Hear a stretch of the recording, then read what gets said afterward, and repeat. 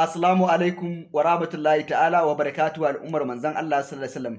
A ƴan uwa wannan sirrin da zan baku yanzu, sirrin da na bada ne kwanakin baya, na sake dawo muku da shi dan saboda muhimmancinsa da girmansa. Wanda yake so ya karya maƙiyansa da kuma abokan gaba, wanda maƙiya suka sa shi a gaba, yake a cikin maƙiya gaba da baya, ya rasa yanda zai da su, ko kuma wani ya sa ka a gaba yana so ya ga bayanka. To ɗan uwa, zo kaka ta yanke saƙa, na rantse da girman zatin annabi Muhammadu, na rantse da girman zatin Allahn annabi Muhammadu, billahi allazi la ilaha illa huwa, duk wanda kai ma wannan aikin sai ya shiga bala'i da masifa, sai ya kasa samun nutsuwa da kwanciyar hankali har sai ya warware sihirin da ya maka. Ɗan uwa, ƴar uwa, ku je ku samu barkono ƙwara 21, kowane barkono ƙwara ɗaya ku tofa masa min sharri ma khalaq sau 21, kowane barkono guda ɗaya ku tofa masa min sharri ma khalaq sau 21. Idan kun gama, ku je ku zuba shi a cikin wuta da niyyar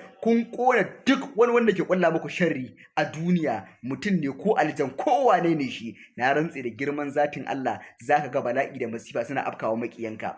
Ba wai sai kai mace ƙala ba, izinin wannan sirrin ɗan uwa, ƴar uwa, kai wa mutum 15 sharing, shine izinin wannan sirrin. Sannan nayi izini a tura shi kowane kafar sadarwa na social media, nayi izini ƴan uwa. Insha Allah tabaraka wa ta'ala, ina da buƙatar ku yi min addu'a, ku yi wa iyayena addu'a, sannan ina barar a tabbate da ƙafa 3.